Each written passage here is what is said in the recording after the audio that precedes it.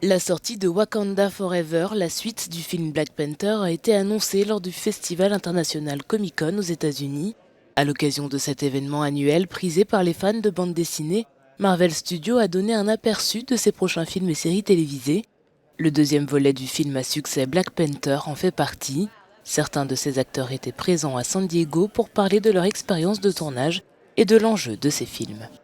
Je me suis lancé en essayant de gérer mes attentes, parce que la chose vraiment puissante du premier film de Black Panther, c'est qu'il était si spécial, c'était un si grand moment décisif qu'il ne peut pas être recréé.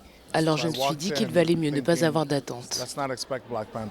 Je pense que nous comprenons tous à quel point ce projet qui arrive à ce moment précis est nécessaire et spécial pour diverses raisons. Et quand on pense aux gens, aux esprits, aux talents qui se réunissent pour raconter cette histoire, c'est une expérience absolument spirituelle.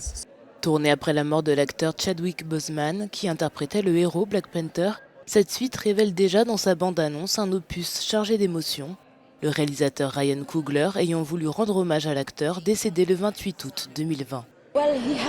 Il a été un modèle depuis le premier jour.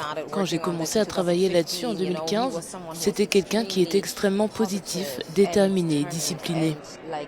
Donc quand nous avons travaillé sur le premier film, nous avons ressenti l'importance d'être fidèles à ces histoires et de donner tout ce que nous avions.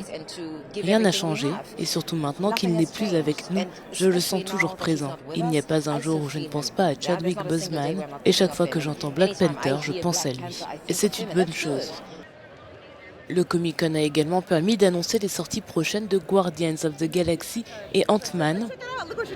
La sortie de Wakanda Forever est prévue pour novembre 2022.